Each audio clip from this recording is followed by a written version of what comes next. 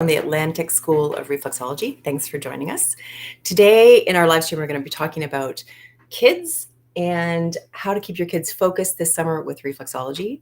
I realize at the point that we're giving this talk that it's actually mid-August. So summer's pretty much over and we're actually coming into time where kids will be starting school soon in the fall.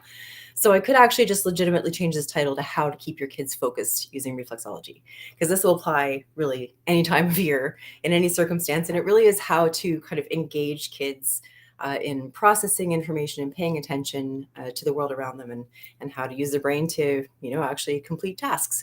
I happen to be a personal, I'm not going to say specialist, but I will say I have personal experience with ADHD myself, but also raising two kids in the same circumstances, both of whom are incredibly different from each other and from me and how we express this and how we process information. But just from personal life standpoint, there was a lot that we ended up using in support by using reflexology and different points to stimulate the brain and processing, in that I could do it to the kids, but also I taught them how to do it to themselves. So they have some skill for self-regulating and for helping themselves when they need an extra tool. So I just wanted to share that with you guys. We also, as a school, teach a course that is called Kids in Reflexology, and it's designed for anybody, which means that parents can access it, or people who work with kids can access it, doing like really safe reflexology tools and tricks to help with a number of different circumstances through all kinds of ages and stages of kids. So we can do reflexology with babies. The chart is very similar. It's actually a little bit more broad for babies because it's not as developed and the feet are so tiny that you're probably touching multiple reflexes at the same time. So baby reflexology is actually very, very simple.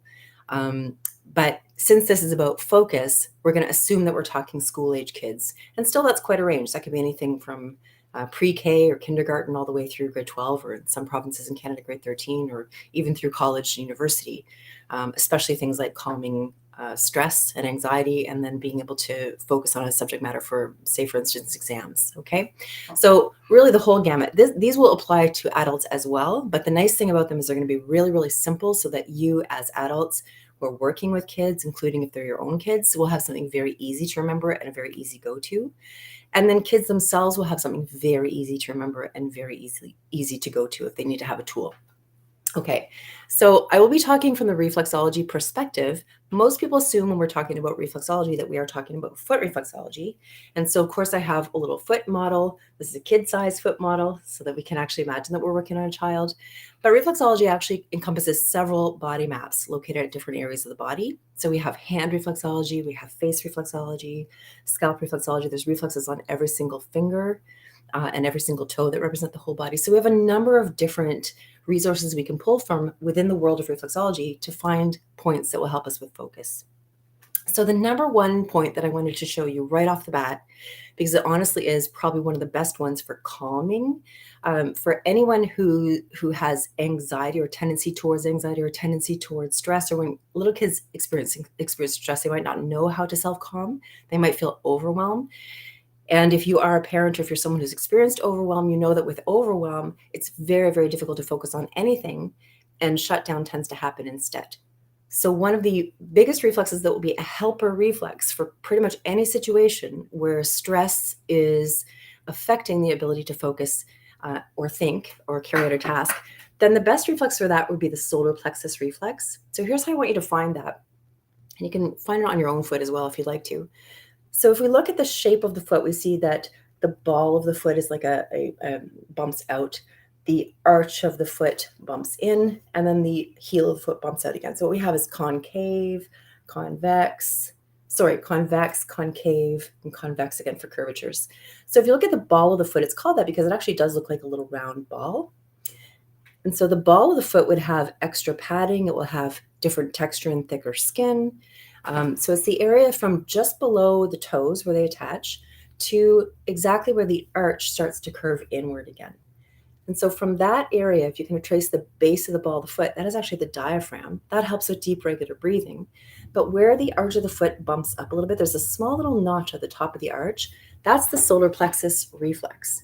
Why this is actually relevant for anyone who's seeking more relaxation and to kind of shut down the stress response is because when you're in the stress response or fight or flight, it's actually the solar plexus, a group of nerves just in behind the stomach, that incorporates the largest nerve of the parasympathetic nervous system, or the relaxation nervous system, that part of the nervous system. So that nerve is called the vagus nerve. It helps with increasing circulation, helps with calming, it helps with sleep regulation. It turns off the stress response and allows the body to settle. It also helps with things like digestion, right? So when people get digestive problems along with stress. So solar plexus, the way that we would work this is using the broad pad of your thumb so that it feels comfortable. And you're pressing into solar plexus, and you can ask a child to take a nice deep breath as you're pressing in, and you can watch the abdomen.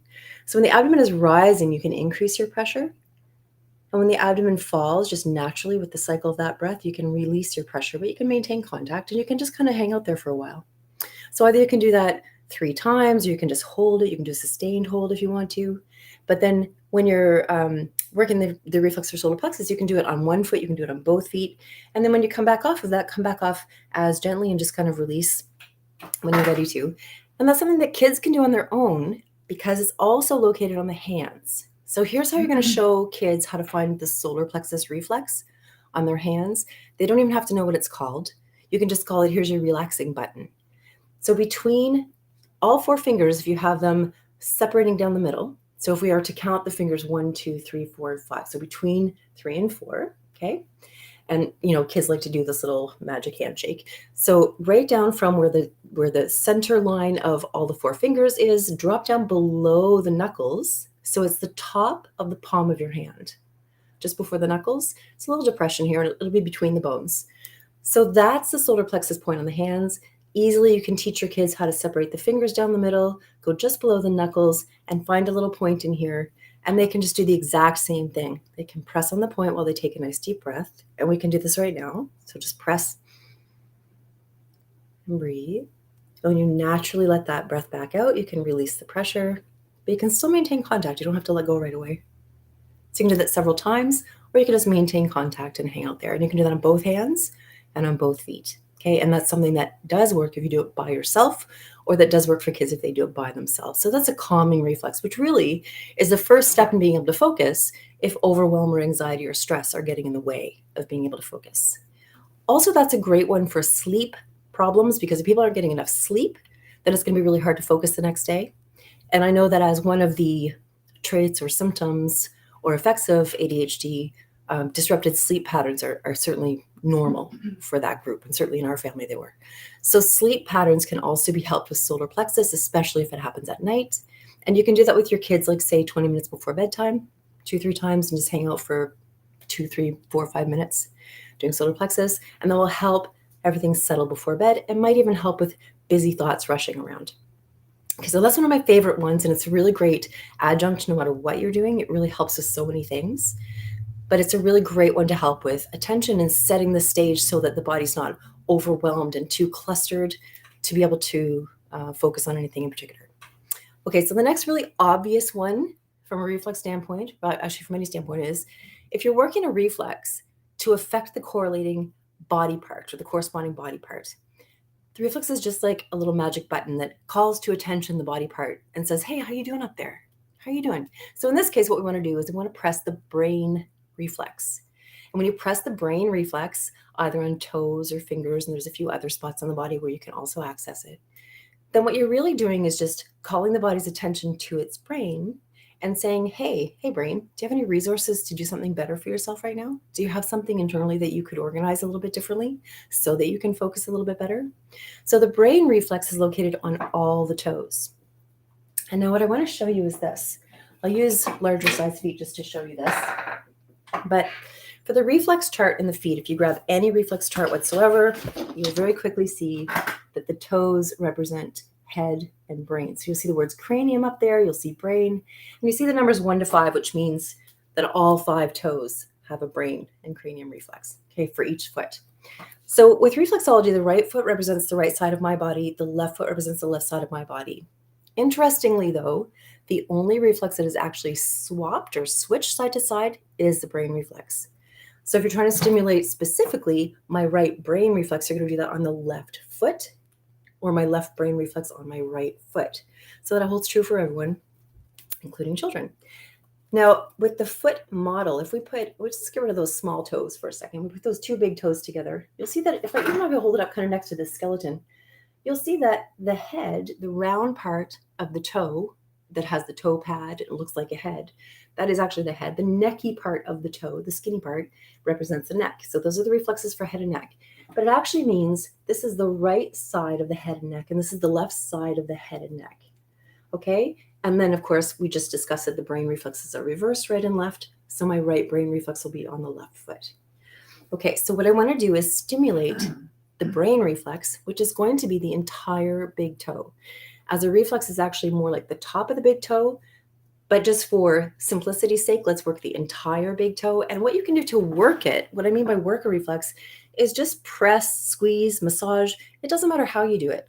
But specifically in the context for kids, do it so that it feels good and it's comfortable, including if you make a little game or a little song about it for really young kids. Okay, so just like anything at all that allows them to play a little bit of a game while you're squeezing or massaging or rubbing the feet at the toes. Okay, so that would be brain reflex and head reflex. And it is across all of the toes. So if we think about the two big toes together as being the entire head and neck, let's think of it as the main reflex.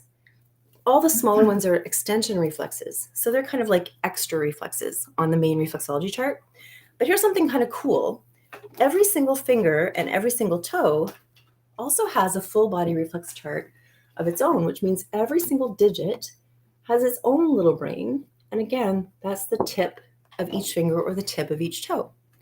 So anyone can work on their own fingertips just sitting down on a bus or sitting down at lunch or on a break. And you can work it all the way around, including the fingernails. So work the whole entire thumb, toe, fingers, and each one of them can get like a nice massage or a nice rub. You can do it with cream or without cream, so it really doesn't matter. You can really just kind of get in there and squeeze and pinch. But that kind of makes me think of why sometimes people stimulate their own reflexes. Maybe they'll just like tap their fingers or on something.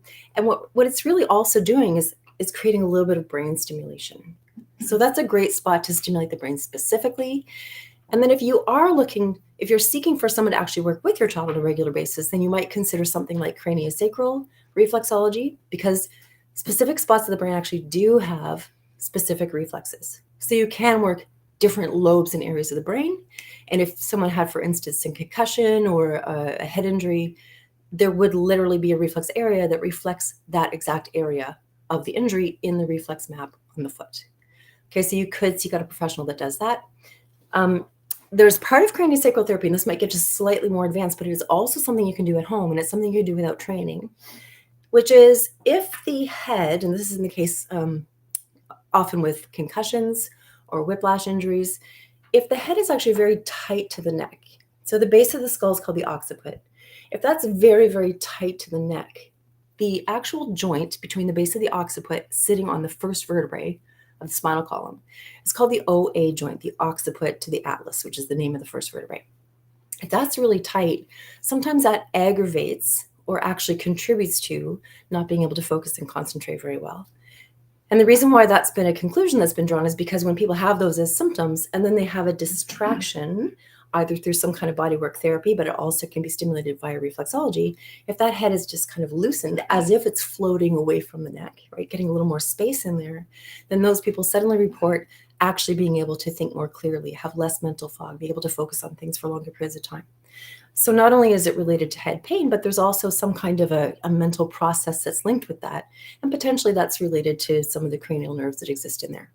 But what we can do from a reflexology standpoint is if the very tip of the toe is the cranium or the head, and the skinny neck part of the toe is the neck, right? So as reflexes, here's the head reflex, here's the neck reflex. Then if you imagine that creating more space in through here at the OA joint would be like lifting the head up off of the neck, then what would that be like if you did that at the reflex level? So let's pretend we're working on a child again. So we have a child's foot, okay, just little. I can grip the top of the toe and I can grip the base of the toe. And here's the joint between them. It's free and I'm not touching it. And if I introduce the slightest little traction, like just so tiny, right? This is all so small, it's barely there. And you can even imagine introducing traction without even doing it. But you're stabilizing the toe by holding it steady, the base of the toe, which would be the neck reflex. And then you're just either introducing the thought of traction or actually doing a tiny little toe tug. So comfortable, totally uncomfortable range. Nothing should be uncomfortable at all. And you just sustain that for a good minute or so. What that does is it sends a message up the body and says, hey, body, how would it feel if you were to loosen these muscles in here? Can you bring some more blood supply here? Can you relax any tension? Can you bring some more oxygen? Can you loosen up the area if there's any cranial nerves that need more space or any peripheral nerves that are coming off the spine, right? And just imagine that as energy space, creating energy space within the reflex body to reflect that up into the real body if the real body has the resources to self-correct. Okay, and very often it does. So that little bit of traction between the toe, the skinny part of the toe, and the tip of the toe, with a little tiny bit of stabilizing at the bottom and a little tug at the top, can really help free up energy around the OA, the occipital atlas joint. Okay, and that can help as well. It also helps in cases of anxiety and depression, just as a little side note. So I want to bring us on to something else, because as parents, you'll be able to access certain parts of your little kids' bodies via the reflexes that maybe they can't do by themselves or that they couldn't easily do by themselves. And in that case, we might talk about ear reflexology, because there are some really phenomenal points on the ear that are really good for psychological well-being, also for actually being able to focus, also for being able to balance worry and fear. There's a worry-fear point. So there are several points on the ear that help kind of globally, but very specifically for concentration or anything that might stand in the way of concentration. And these ones, not only can you work on them, you can actually press them with your finger. And maybe some kids do or don't like ear reflexology. I personally think I would have loved it as a kid, because I sure love it now. But if they don't like it, you can also wait until your kids are sleeping and just apply like the tiniest little touch and an intention, right? And just get on the right point. And the other thing you can do for the ear reflexes is you can use these little tiny stickers that are called ear beads. And I'll show you how to do that in a second. So I want to show you a couple of reflexes that are very key. One of them is called Shen Men. And if you've ever had auricular therapy, ear reflexology, acupuncture even, then you're probably very familiar with this. Certainly your therapist would be, because it's quite a universal point. And in order to find it, it's actually in the top cartilage, soft, flappy cartilage part of your ear. And if you follow this hard ridge that surrounds the bowl of the ear, so follow that hard ridge, and it goes up to where it has two little branches that separate out as a Y. Let me show you this on this little ear. So here's the little ear, here's the hard ridge around the bowl, and up top it separates into these two little branches that look like a Y. And Shen Men is actually in the depression between the two branches. So if you pop your finger into this and go kind of to the edge of what would look like that triangular shape, it's actually called the triangular fossa. So right at the edge of that is Shen Men. Okay, and another way you could do that is, it might be a little bit blunt, but you'll still land on it, especially if you're using your finger, is just go to the top of the bowl of your ear and keep going up. And once you land on that cartilage, soft cartilage folding part, just press. So you'll be on it. Maybe you're not going to be perfectly accurately on it like you would if you were using an ear bead, but you're definitely stimulating it, and that's called Shen Men. The reason why that one is so relevant is because it actually has, it's an all-purpose kind of reflex. It actually has the ability to augment the effects of any other reflexes that you've done. So if you've done the brain reflex, if you've done solar plexus reflex, and then you're doing Shen Men, it's augmenting the effect of the other ones that you've worked on. And it's a very powerful point for grounding the body, for relaxing the body, for centering the body. And also it has to do with relieving pain and helps with sleep and relaxation. So Shen Men is a really, really powerful point for overall well-being, and also helps with concentration. And then if you go to the front of the ear lobe, and you don't even have to be that specific, just go to the ear lobe, or you can teach your kids massage their ear lobes, because the ear lobe actually represents the head. But here's some special parts of it. Here's some special reflexes. At the front base of the earlobe, there's a point called main omega, and that's a psychological well-being point. Okay, it's really close to an analgesic point, which means pain relieving point, but it's right in here, and it's a master cerebral point where you can just massage your earlobes, and it actually helps with brain function and with psychological well-being, including mental health. And just above that, there's this little cartilage flap right here. So at the base of the bowl, and you come back, keep going down, and suddenly you're against this little flap of cartilage. That actually represents parts of the brain as well. So we have parts of the brain in the cartilage flap, and just below it, The whole entire thing is actually head. It represents the head and cranium and brain as well. And then specifically a psychological well-being point just in front. And any kid can just grab their earlobes and start massaging their earlobes. And they can do that when they go to the bathroom. So they don't have to worry about being seen by other students and students thinking that they're being weird, or their friends that are out playing somewhere and they're starting to get upset or feel a little bit off-centered, right? And so they can just go off on their own for a few minutes and massage their earlobes, do their solar plexus, work on the brain a few minutes, and then re-engage, get back in the game. Okay, so little kids really thrive when they have some tools that they can use when they are explained, when it's explained that they got some like magic buttons on their body that can help them achieve relaxation and feeling a little bit better and letting go some of the anxiety and some of the stress. There's some other points as well that are like little magic points, and they're kind of some weird ones, but I really enjoy them and they do work, and I've used them on myself and on other people. A couple of them relate to face reflexology. As an aside about face reflexology in general, face reflexology is an amazing, amazing modality for kids. If kids want to come in actually to have sessions done by someone who's a professional, and people report frequently, including children, it's something that's very popular for children to use. It somehow really keys into that nervous system, right? Brain function and nervous system function. Including into the autonomic nervous system, which is, fight or flight, rest and repair. And so a lot of people report mental benefits from face reflexology, including things like learning disabilities, processing problems, ADHD. And so face reflexology as an actual ongoing modality, if you want to enroll your child in having that done, is highly, highly beneficial. If you're a therapist who wants to work with children who have these types of challenges, then face reflexology is an awesome one to learn. It's so, so, so safe, but it's incredibly calming very, very quickly. Now, having said that, I'm going to show you some of the facial points. One of them in particular that's one of my favorite ones. And this is actually a mental stimulant. So it does stimulate mental processes. If I'm just stuck on something, I'm procrastinating, I have writer's block, I can't get past something, then I frequently go to this. And I'm sure I look a little bit crazy if anybody sees me doing it. But above the lip and below the nose, it's about 2/3 up from the lip, right in the middle there. And you're just going to press on that. And I know I'm in the right place. I know I've got a straight midline for my teeth because I can actually feel my little tooth depression between my two front teeth. So right in there is where I'll rub. And that, you can do it for actually a couple minutes, like 2-3 minutes, you can rub that point.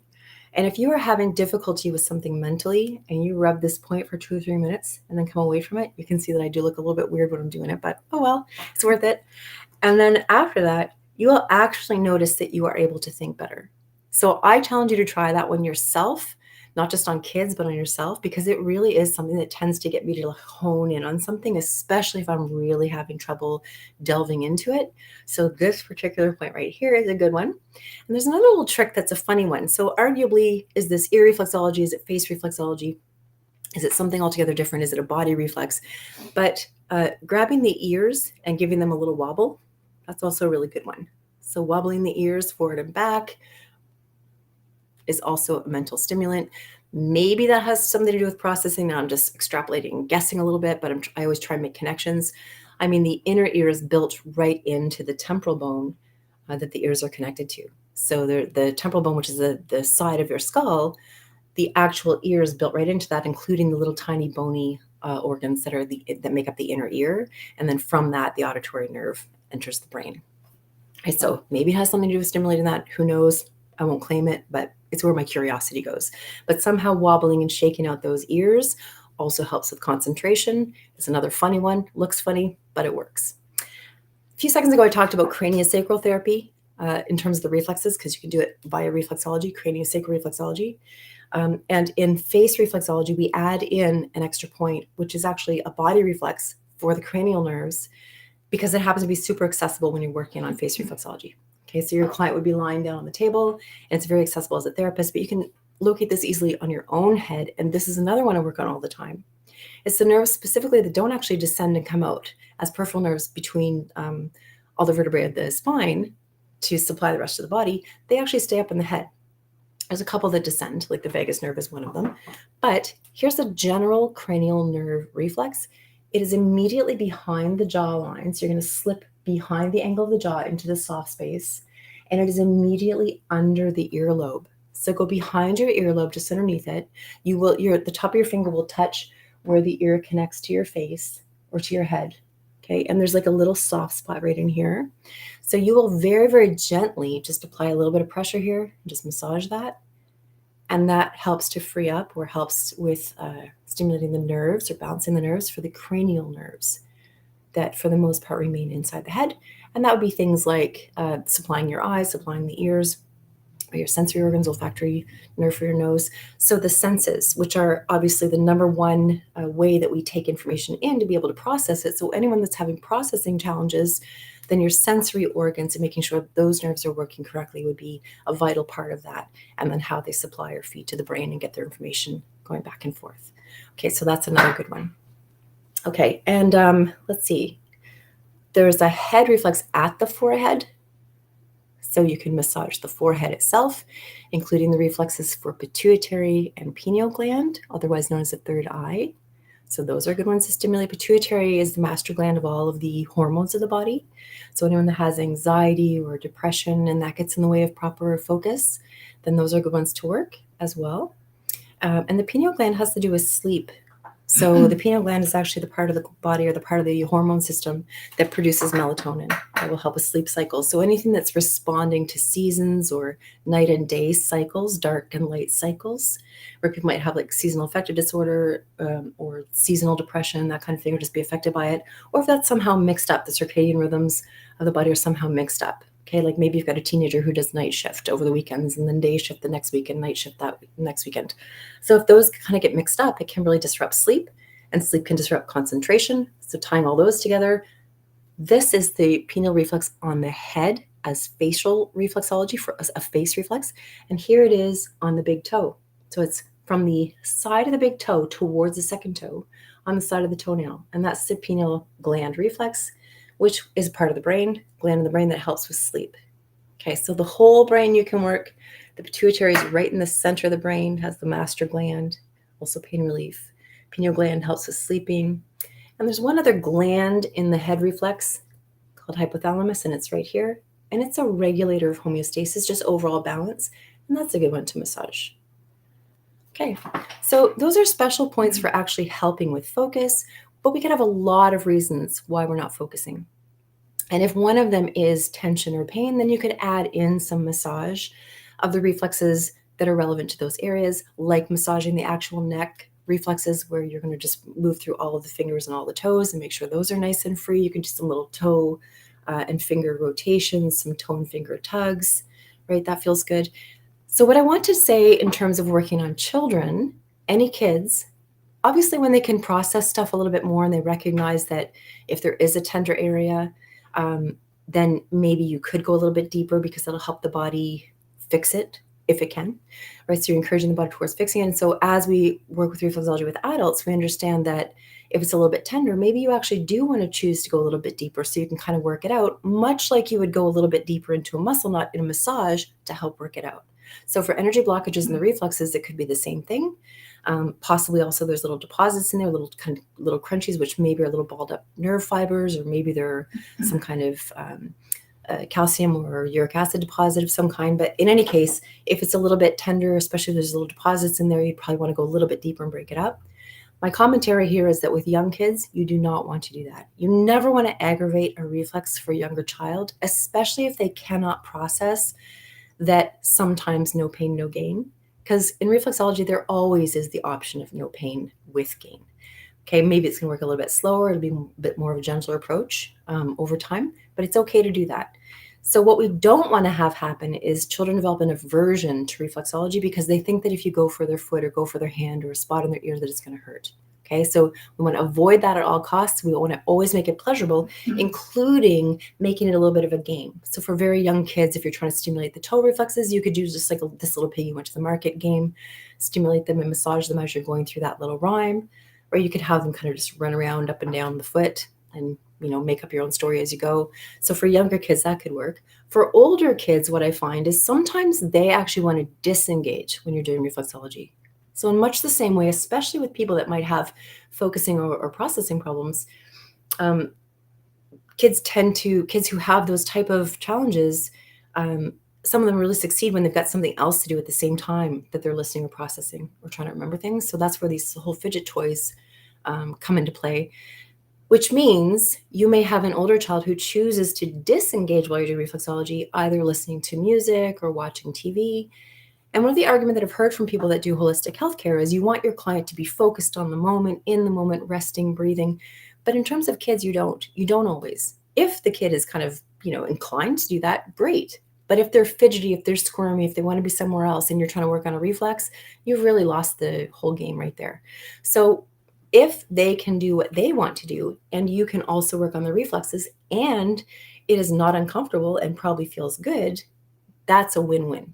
Everybody wins from that because the reflexes work regardless of whether the kid is paying attention and believes in what you're doing or doesn't believe in what you're doing. And that is why you can also approach smaller kids when they're sleeping and just do, much like you'd fix a sheet that fell off or, give them a little extra pillow if they're coughing and they're still sleepy and groggy. Well, if you can do another helpful thing while they're sleeping, which could be accessing some of the reflexology points. And as a parent, of course, that's your prerogative.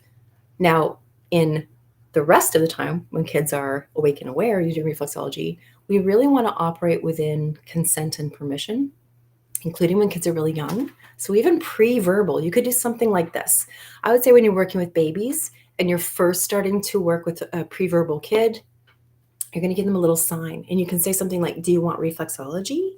And if they give you some kind of a happy response, an open response, a warm response, then you go ahead and give it. And if they give some kind of a turn away or a cry or some other kind of response that you could interpret like, I'm going to take that as a negative, even if they don't mean it like that right off the bat, they will come to know what that means. They will come to know what this means, and they will come to know that their engagement with you allows it to happen. And when they disengage, it does not allow it to happen. And this is a brand new this is the learning of consent. Okay, so it is important with kids who are awake and aware that you're asking them and you're not forcing it, because that will create an aversion. When they don't feel like it, they don't feel like it.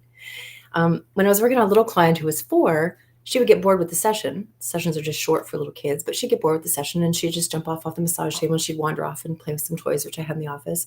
And I would take a teddy bear and say, your turn, Teddy. And I'd start to do reflexology on the teddy bear and talk to the teddy and laugh and tell the teddy stories. And within about 2 minutes, she'd come and push the teddy off and climb back up on the table, and it would be her turn again. She'd give me her feet again. So there's all kinds of ways. And especially, if you're around kids a lot, if you're parenting little kids, you already know some tricks. So you know some tricks on how to get your kids engaged. There's going to be different levels at different times. But I would say that it would be really important to develop the concept of consent, to develop the concept of asking and actually observe what your kids want and don't want at times when they do and don't want them. It's not really that beneficial to do something your kids don't want in terms of reflexology, because it could ruin that relationship down the line where it would be really helpful. And then, of course, teaching them some autonomy, how they can actually self-calm, how they can self-regulate, how they can access some of their own reflexes when they need it. That's also a really important factor in kind of using this throughout life, really, but as a strategy. Okay, so I'm going to actually keep this relatively short today, but I do want to summarize what we've done here. And I do want to show you, actually, I just remembered because I looked down. I want to remember or show you guys how to do the beading, ear beading. So remember that I actually told you that Shen Men is in this depression between the 2 branches of what looks like a Y shape here. These all have names in terms of ear anatomy, but we're not really an ear reflexology course right now, so I won't get into that. I'll just say, look at this little depression in here. Looks kind of like a triangle. At the tip of the triangle in the depression, that's where you'd want to actually put a bead. And the beads just look like little tiny, oops, that one actually rolled off.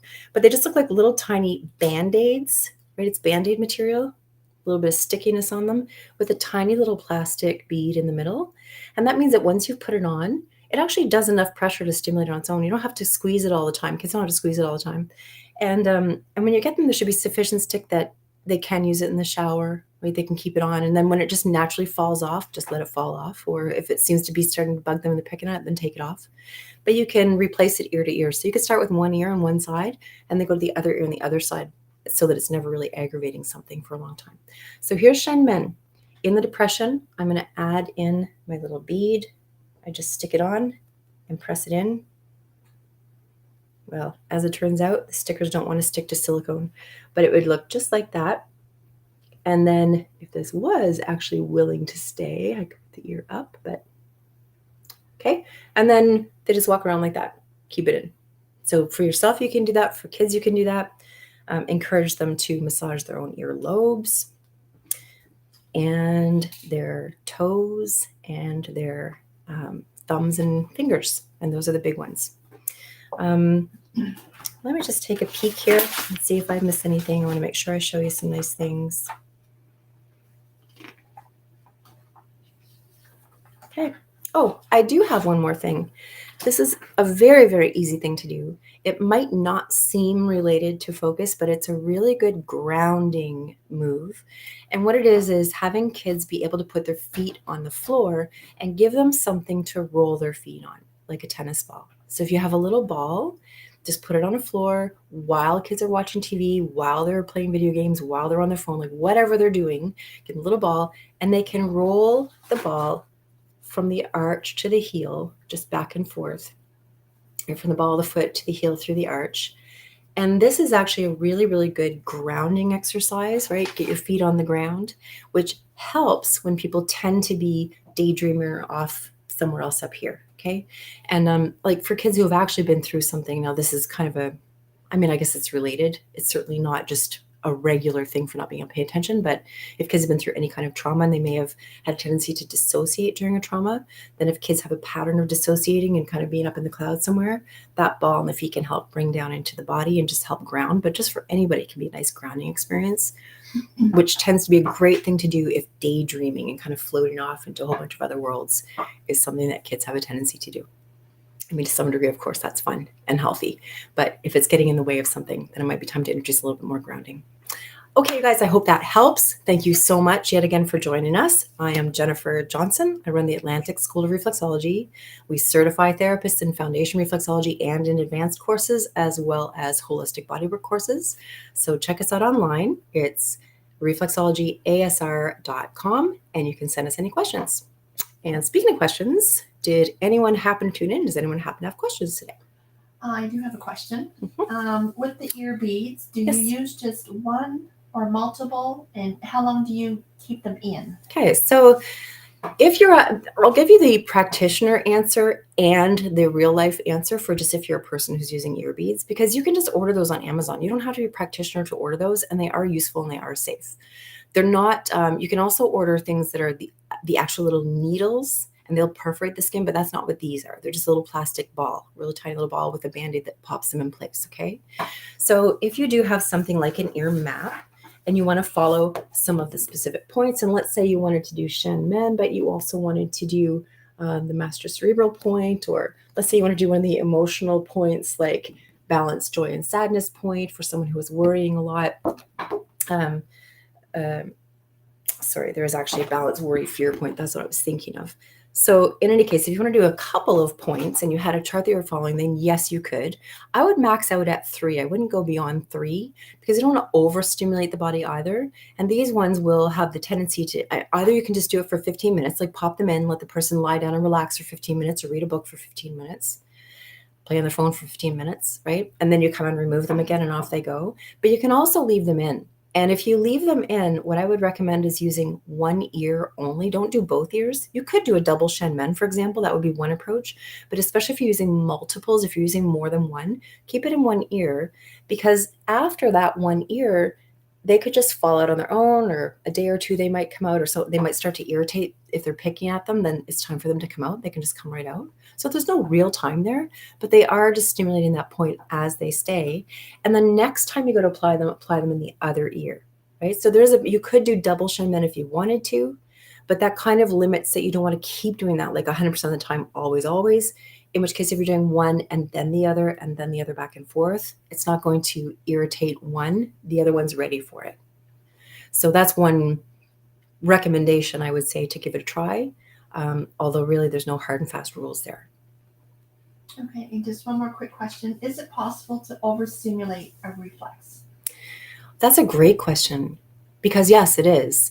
And there are two answers to this. So if you're doing a full reflexology session, which would include working every body part, all the organs, all the glands, organs of elimination, you're increasing circulation, you're increasing lymph flow, the potential for a toxin release to occur is the body could have some toxin release symptoms. which means they could have things like mild nausea, headache, a little bit of dizziness. They're basically symptoms that mimic flu symptoms or cold symptoms. So if those show up, what that would tell you is leave a break, have a break from reflexology, let the body mop up anything that it's stimulated as a release, and then you can start again 48 hours later and do lighter sessions with maybe less time, like lighter, shorter sessions. Okay, so that's if you're doing like a whole session, that's more likely to happen than if you're just picking out a couple reflexes here and there. Really not likely to happen. And remember that detox is a process that's constantly happening anyways. You're not making it happen with reflexology, right? We are detoxing beings. So I'm always breathing out carbon dioxide. I'm always getting rid of waste, right? Urinary system, digestive system, the liver's always filtering out any toxins or noxious substances. The kidney's constantly filtering nitrogenous waste out, and we pee out the waste product. So we are always detoxifying. But if that got a little bit sluggish and now you're stimulating the body to work more efficiently, what that means is if there was a little bit of a backlog in the tissue, now the cleanup of that might give you some symptoms. Okay, so potentially you could have some overstimulation if toxin release symptoms are happening and you keep doing it and keep doing it and keep doing it without allowing the body some space. But now I want to talk about overstimulation in terms of children, because there certainly could be a tendency towards overwhelm or too much stimulus happening for children at times. And that's one of the reasons why it's really important for them to give permission that, yes, they can be worked on and to not actually elicit a pain response or any discomfort. But even touch sometimes is too much. So, suggestion to a child who really does not like touch for reflexology, for me, I would just do it out in the field instead. So I still need to have permission. I'm still going to engage them working with me. But instead of actually working on the brain directly, I'm just going to work in the field. I'll just hover in the area, let them get used to that for a little while. And as that becomes accepted, then maybe I could lay my thumb on it. So it's not too stimulating. I'm not going to do like a whole lot of pulsing or overstimulating movements. And another thing you can do is just a static contact focusing on grip. Okay, so instead of just like grabbing and pinching and working on one particular part, what you could do is focus on a nice, stable, nurturing grip, and then just lay on a reflex and leave it there. Don't move. Just hang out there. And as long as they will let you comfortably touch the foot by just hanging out there, you're on a reflex. You know what you're doing, but it's not like stimulating like something like working it and moving, being active and shaking their body and shaking their foot might be. So you could try those. Okay. All right. Thank you so much for joining us, you guys, and we'll talk to you again another time.